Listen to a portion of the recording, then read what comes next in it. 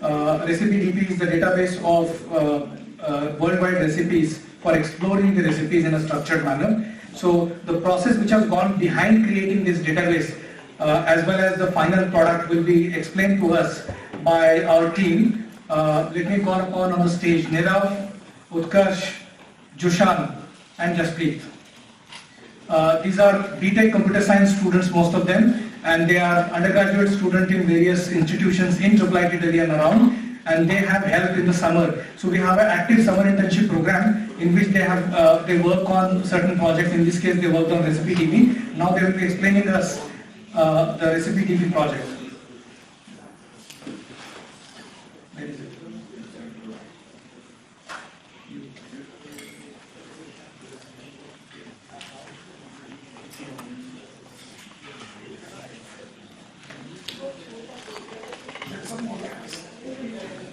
More lines? No, sure.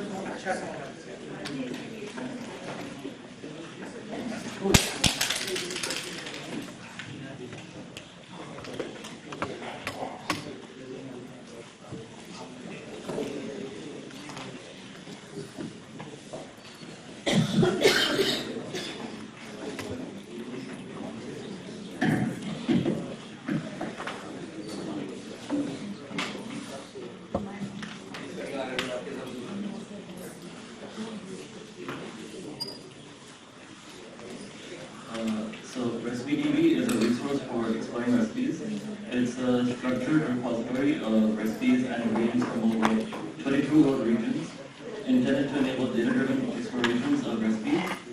In conjunction with flavor molecule data from FlavorDB and nutritional data from one of USDA's databases, and data on health impacts of food ingredients from DietRx, RecipeDB facilitates a multi-level analysis of recipes. So before starting the project, we had two main requirements. Our first requirement was that the recipes needed to be in a format that was computable so that we could properly extract all the data we needed from them, such that the data was suitable for processes such as estimating the nutritional profile, flavor matching, correlating health effects, cultural analysis, and so on.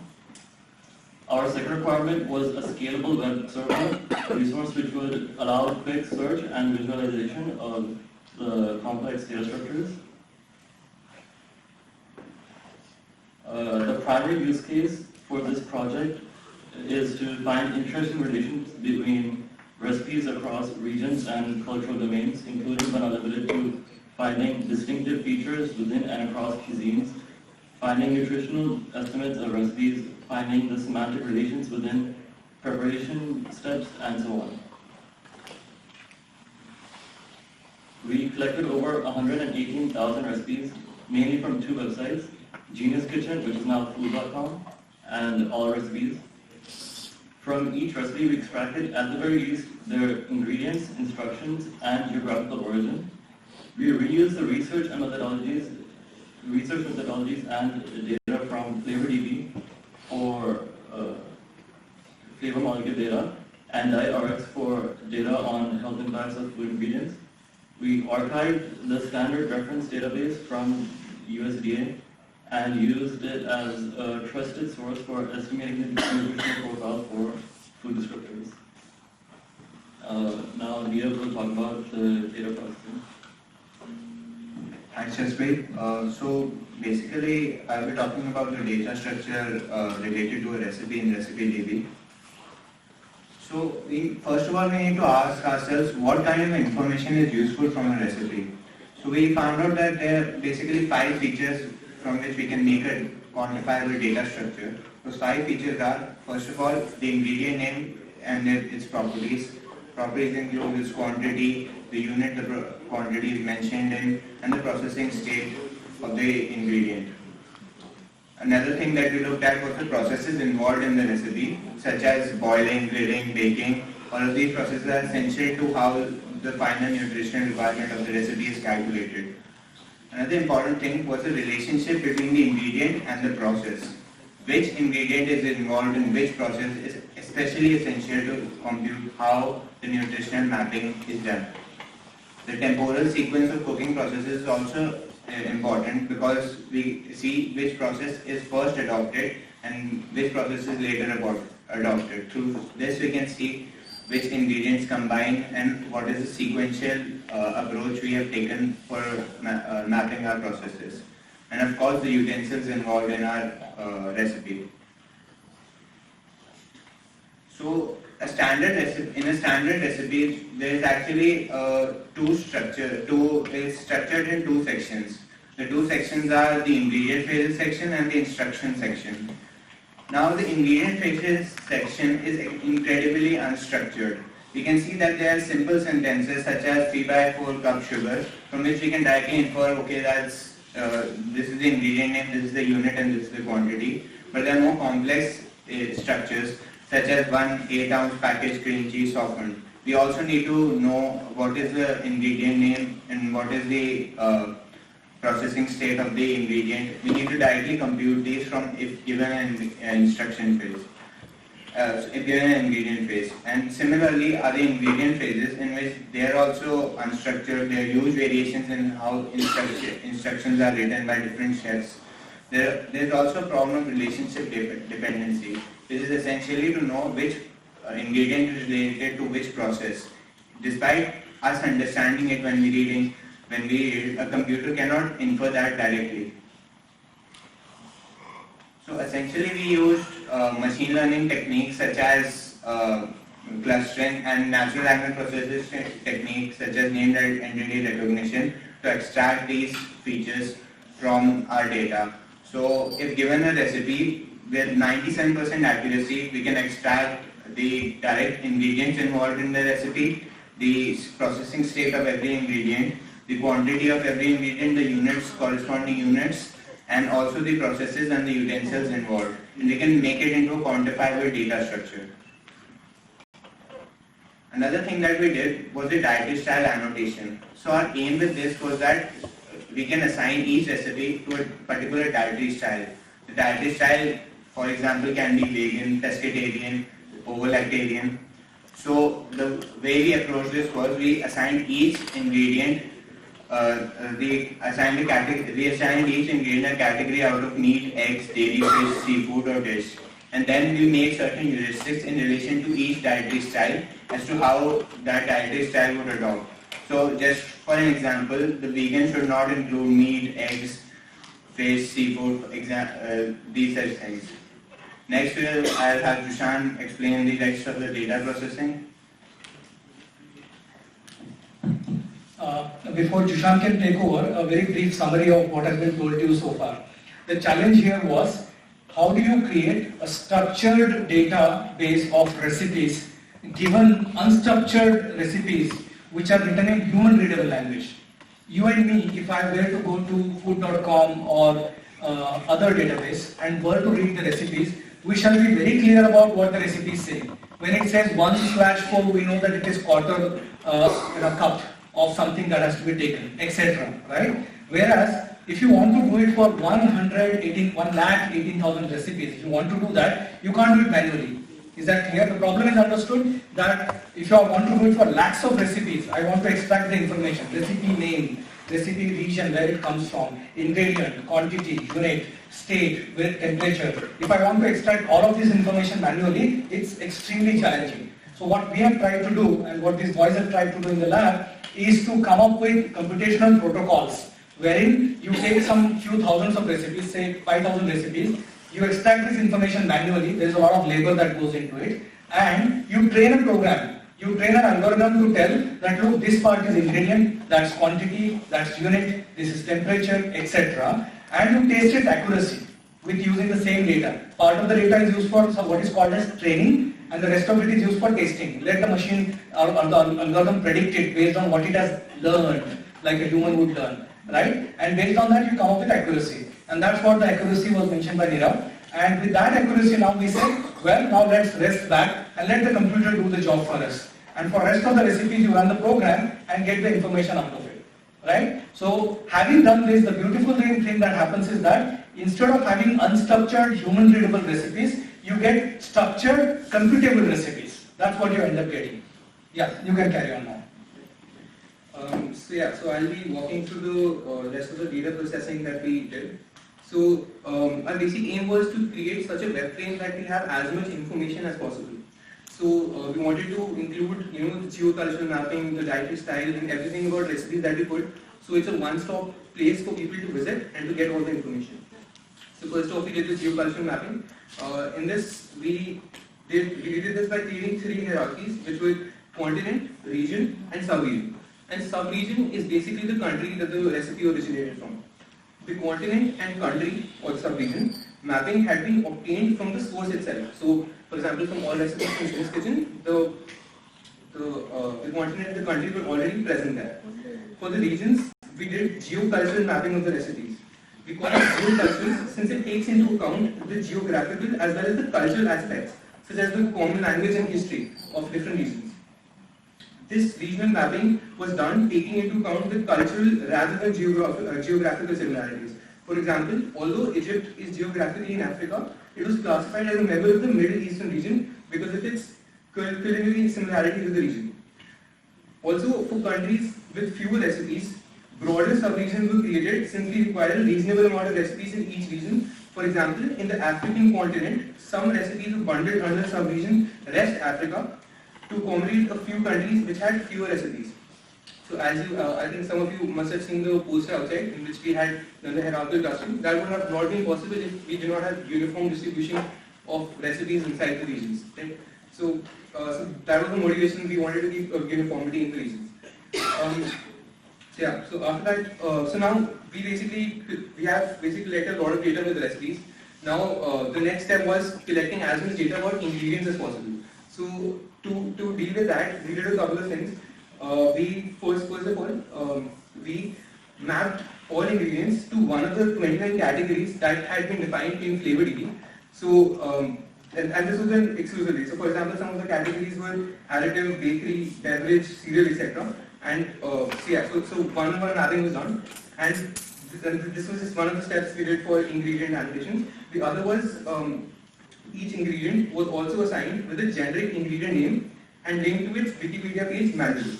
For example, all the different variations of chili peppers, for example, red chili pepper, green chili pepper, and all of them were aggregated with the generic name of chili pepper and were linked to the Wikipedia page for the chili pepper. So now what this does is it gives you more information. So if you visit our website, you can get direct links. You don't need to go somewhere else and look up data. You can get everything, every detail on our database only. And also the last ingredient annotation we did was we mapped the generic ingredients to the corresponding flavor profile from FlavorDB and disease association profiles from DietRx when they were available. Right. So after this, so now having done all of this pre-processing, and as Neerav told you, we have this data in a very structured form. We have the ingredient name, we have the ingredient state, we have the quantity, and we have the unit. And these 4 things are those which are required to calculate the nutrition values of one ingredient. Right? So if you have the ingredient name, if you have the state, if you have the quantity and the units. For example, you have boiled milk, 1 cup of boiled milk. So you can calculate the nutrition values. You should be able to calculate the nutrition values. So first of all, our first assumption here was that the nutrition value of the recipes will be the sum total of the nutrition value of its constituent ingredients. So we're just summing them, each ingredient, like we calculate the nutrition value of one ingredient, and then we're summing them for one recipe, right? So this is possible because research has shown that this is a very viable method if you don't know the yield factors. The yield factors are basically after doing the process, like after cooking, after making the recipe final, there's obviously some nutritional change. But research has shown that it does not vary that much. So to a reasonable degree of accuracy, you can just sum them, some different ingredients nutrition value and get the final nutrition value of the recipe. So now, so one thing you need to understand. So the USDA or the United States Department of Agriculture's standard reference data, it has an ingredient name. It has some units which are corresponding to that name, and each unit has a corresponding nutrition profile. So for example, we have, I'll stick with the milk analogy. So if we have milk, we have a cup. So we have a corresponding nutrition profile for one cup of milk. and we have a similar nutrition profile for 1 teaspoon of or 1 tablespoon for whatever reason of milk, we have a nutrition profile. But we don't have the nutrition profile for all the units. And that is what is important here, because that creates a lot of problems, because we need to use some measurement conversion tables and a lot of heuristics to get those values. So, yeah, so basically, first of all, after we applying NER, when we get the ingredient name, we first need to map it to the USDA database, right? So USDA has milk, but that might be in a little different form than what you obtained from the recipe, right? So like for example, if USDA has milk in a different form than what you found in the recipe, we need to map those. We need to figure out that they are same. We need to figure out the similarity between them. And to do that, we use a string matching algorithm called Jacquard similarity, which basically just gives you like a value between 0 and 1, where 1 is like a perfect match and 0 is like there's no match. Like you obviously won't get a 0 because there will be some degree of match, but yeah, so 1 is like complete match. And on the basis of that, we were able to get this data from USDA. Like this is a very in a layman's term, as you can see the diagram, this is a very complicated process. But this is basically what we used to get the nutrition profile of the recipes. Now, why is this important? Why do we need the nutrition values? Because that obviously has a lot of benefits. Like you can micromanage your own diet if you know how much nutrient the recipe has, right? If you want some specific number of calories, you can micromanage that. It also helps with dietitians because they can recommend recipes on the basis of how much calories, how much proteins, how much carbohydrates that a recipe has. But can I just interrupt? Yeah. So when you are talking about a recipe, that means it's a cooked food, right? Correct. But when you are computing nutrition, those are from components which are not cooked, Correct. right? So now the purpose seems to be lost then in cooking. You would be Yeah. kind So. of, there would be an element which is totally transmutated or kind of reactive or things like that, right? Correct. So if you're supposing take the example of what was shown during lunchtime about the onion. If you have the onion, if it's cut, if it's blanched, or if it's heated in oil, if it's fried in oil, because the recipe would mean that there are things which are getting processing is done, right? So that kind of addition of the nutritive value from the primary ingredients to a cooked recipe, I really do not know whether, so do you have some positive controls in your data set to be able to say that when you are getting those Jacquard index or similarities, how good match it is to your prediction? Yeah, so basically this is one of the most fundamental problems that we had to deal with very initially, and I saw a lot of literature on this, and there is actually research done on this that if you so there is something called yield factor, which is after you cook an ingredient, how much nutrition it will still contain, right? So which is I think the issue here. No, I think she is saying that's one. The second one is even while doing it, if the processing is done in a different manner, then there is also will affect the nutritional value.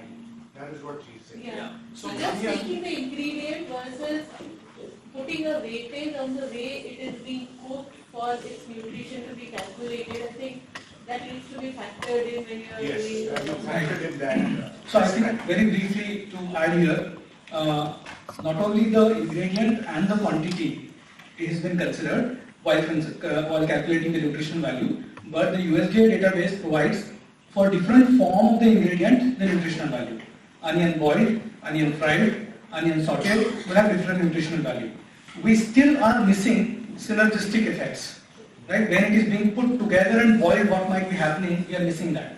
But we are assuming that a given recipe, for example, is of 15 gram of roasted onion. Nutritional values available for the same on USDA. The United States Department of Agriculture database, it's available. That plus literally it's a linear addition is what we are doing. But of course weighted linear addition is what we are So doing. is it not possible to have some positive controls?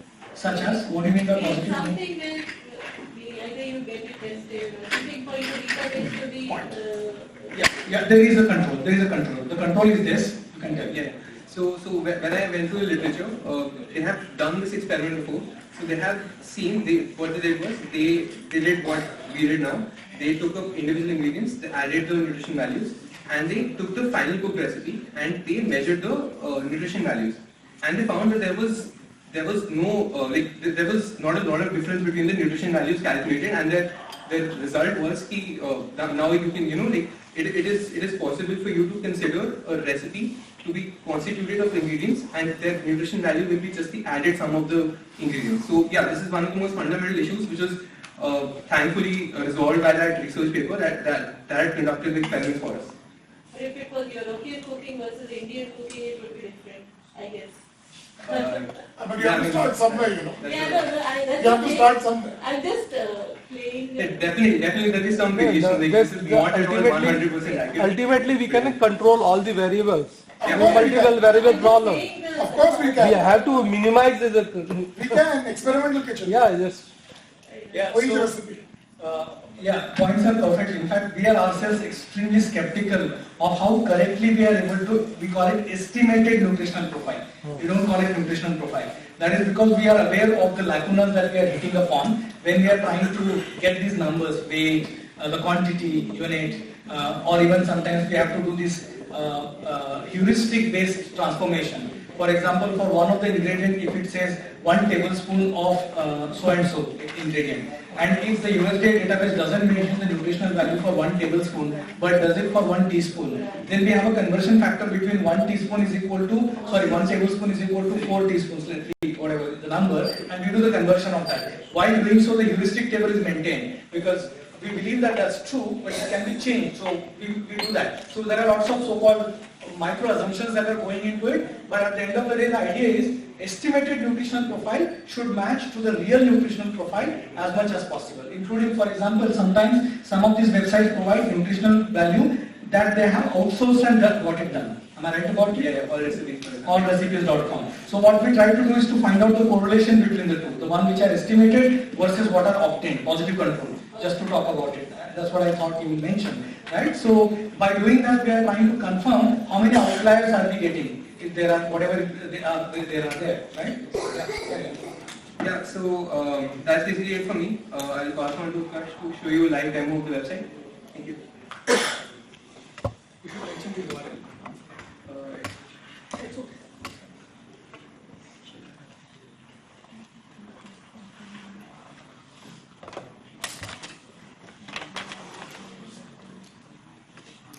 While he is opening the website, all our databases are linked to Cozy Lab, the complex systems laboratory. So they will all start with cozylab.IIT.edu. You will get that. Yeah. So they will all have cozylab.IIT.edu.in followed by the name of the database. Okay, so the website contains all the searches which a user would need to go through the database. Okay, so in our website we have several searches. One is this visual search. In this visual search, what we did was we made a search for the user so that user could navigate through the various categories, and then we map those categories.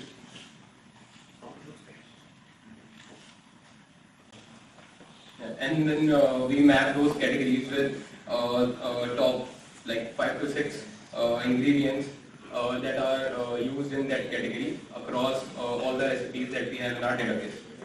So here a user could just go through a category. In this case, I would go with dairy. So in dairy, you would see all those multiple times occurring ingredients or majorly used ingredients used across this category dairy.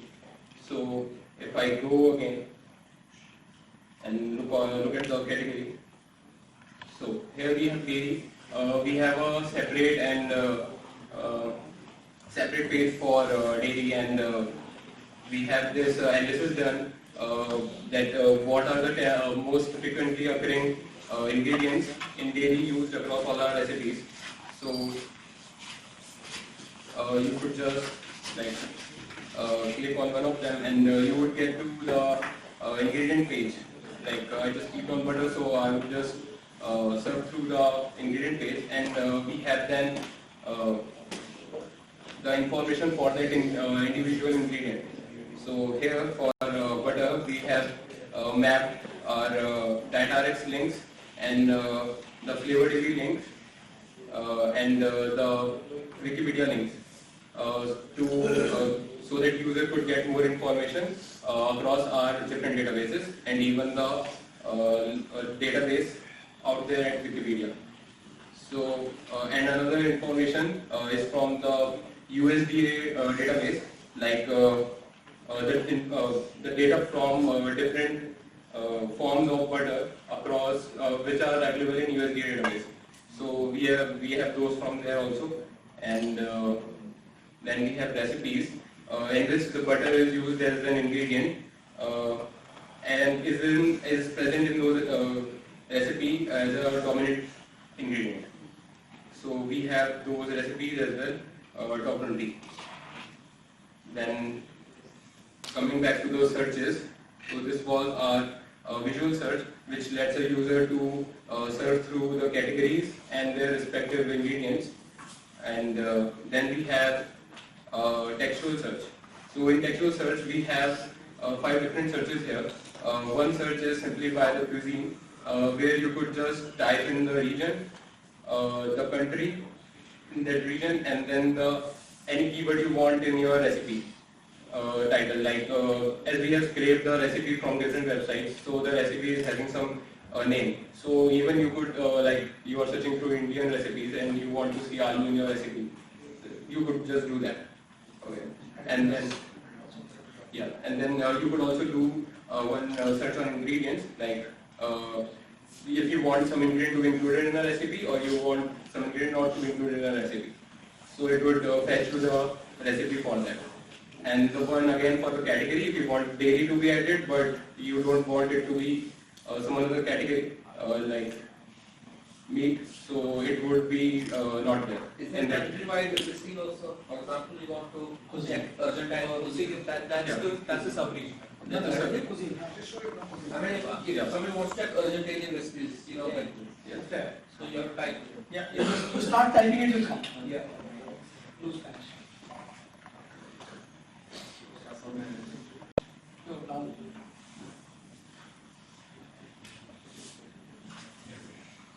You would have the recipes for the Argentine. For example, I want to check Argentinian soup. Oh. Advanced search. How many recipes they have? 1 lakh? More than 1 lakh? 80,000. So background this NLP algorithm.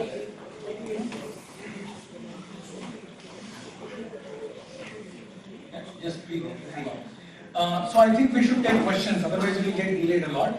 What we are doing is that we are creating a huge repertoire of recipes which is extremely structured, and we can search by any of these attributes. Can you go back to search box, please? Yeah, if you go to the search, you will see that the cuisine part gives you searches by which region, geocultural region, country, or recipe name. You can search by recipe name, right? You can search by ingredient being there, not being there, category being there, not being there, nutritional value. So what was telling, because you know in the postgraduate literature the classification of food is also on the basis of the soup, starter, main course. So have you adopted that sort of classification? That information unfortunately was not available for every recipe that has been listed. We do have it for some of them. Am I right about it? The category part of it. As of now, it has not been incorporated into this. But if you, if the word that you are looking for, soup, if it comes under the name of the title of the recipe, then we shall have it. You're right about it. The dessert, the soups, and the main. That is the classification. Correct. So the main course, starter. So not all of these recipes that we compiled had this tagging available, so we have not been able to loop into that information yet, but we hope to do that very soon, once we have it for all of them. Do we have also the timeline also when it is created or something like that? Sorry. Well, it will be interesting to see the evolution of recipes. Absolutely. In the context of nutrition. I get your point and I get your intention very clear, but unfortunately this information. This data seems to be very interesting. Yeah. So it's a very structured database. That's what I would in fact like to tell you. It allows you to do open-ended exploration. For example, you can start with a category. Let me find out which are the most popular ingredients in this. Let me find out which are the recipes which use these ingredients. Right? You can search by that. If you want to search more by category, country, ingredient, like I want all Argentine recipes which have potato but don't have asafoetida. Let's say if I want to search by that, we'll be able to get that. Or I want to have recipes from so and so cuisine having this and also having this. You can search by that. You can also search like the neighbor recipes which are close Similar. and Yeah. Now the question here would be, which was explained to you, but it was lost on you because it was told in the language of jargon of Jacquard similarity, so you could not get it. Essentially, what it it means should is be that, simple because what's the point? You have a recipe, you have another recipe. You need to define similarity somehow. Right? We define similarity in two ways. By virtue of shared ingredients and processes. Right? Similarities? Yeah. That's okay. Quickly you can do that. For one of the recipes you will do it. So if the more and more number of shared recipes are there, the definition is between two recipes, let's say processes which are shared divided, which are common, divided by processes which are from both of them. Union. we Intersection divided by union. we do it's the same thing in the molecular descriptor and coming from it. It's Absolutely like not the same. descriptor. Jacquard similarity is Yeah, the same index where it is coming from. that's right. Yeah. So that's what is used here. Okay, so we have Montana tonic recipe here, and we can just see the similar recipes for this recipe according to the specific Search. It will take time. That's why we should take next question in between. No. Because don't forget that it is trying to search recipes by comparing. Oh, it's already pre-calculated. That's why we have passed. Okay, good. So we have Montana tonic on the top, which means it's the same thing that we search for. Followed by, what is that? Holiday coffee liquor. Holiday coffee liquor, two types of them. Then Chiano style, shrimp cocktail, etc. And when you go into the ingredients, you will come to know what do they have inside. Thanks. Yeah. So searching similarity is also possible. The definition can be contentious. You can keep debating about whether this is the similarity definition or not. But yes, we can do it. Anything which is measurable can be done here. You can define and argue a lot about, ad infinitum, ad nauseam, about what this definition is, but we should be able to do the computation. Remember, the big thing that we are trying to do is to make recipes computable. How you compute, what you search, what queries can you run, all is a matter of our own decision. Okay? Any questions? Yeah. Like India itself is a vast country. There are so many regions and so many cuisines. And the comprehensive knowledge about the regional cuisine is required. I'm sure that you have a wonderful task by having this wonderful database. So for example, you want to map this same way in Indian cuisine also, like Maharashtrian cuisine. So the way the Argentine cuisine appeared. So in future, we expect like that kind of thing. In fact, so we do have database which is for Indian cuisine. It has not been flashed here this manner, which is very limited actually. But the idea here is to compile as many recipes in a structured manner as possible, whether it is from online repositories or whether it is from offline repositories, including the PDFs and all. All of this requires a lot of money, and that's why you need support from the government or other agencies to be able to put the people together and work on this project. Remember, all of this done was completely almost voluntarily and partly from the support from my own funds. Yes, thank you. I appreciate it. And this is made searchable and for non-commercial purposes available to all of you so that you can play with it. You can figure out what is working, what is not working, come back with us with feedback. Yeah. But the last very curious to know. As you have discussed, that there is called food pairing. It is possible a recipe pairing in the form of a thali. We have not done Punjabi. that. We have not done that. For that, you need a lot of information on what goes together in a thali or not. That's what I mean. We have not done it, but that's a good question to ask. It's a more practical question to ask. We haven't done it. If you come up with all kind of thalis and what recipes go into it and their ingredients, we can do it for you. Right? You just need information. I mean, it's a largely one-man show with a lot of students that are collaborating and working with me. So they are my collaborators. They are computer scientists that come and with interest they work with me. The idea here is to work on a research problem idea is to work on applications with the startup that we have come up with now. The idea is also come up with applications, right? So all of that's what we are working towards. Any for example interest collaboration that comes forward, which is of academic nature, we can take it forward. Definitely. Yeah. Social innovation foundation has actually documented the recipes, walking into the fields, walking into people's houses, and they actually made a PDF available on Wonderful. I didn't know about that. National Innovation Foundation should market. Oh, right. I had kind of heard about it, but didn't know exactly. National Innovation Foundation creates all regional places. We should account for that. Yeah. Any other question or comment or query quickly? All right. Thank you. In that case, I would like to thank my partners and my collaborators on presenting this work. Thank you all. May I call Chef Rover to give away certificates to his young turks? So how long will it take us? I mean, it was in a scattered phase, but you might, in man-hours or total time,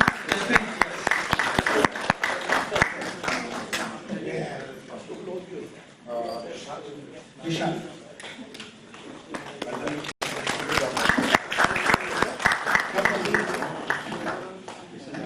Neera.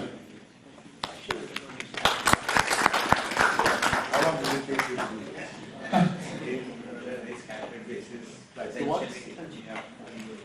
Their part of the work took of the order of 4 months, I would say. Their part of the work when they did it, but there is a lot of prior background work I'm sure. which has gone into it. Okay. Thanks a lot. Yeah, I think we can take one photograph. Yeah.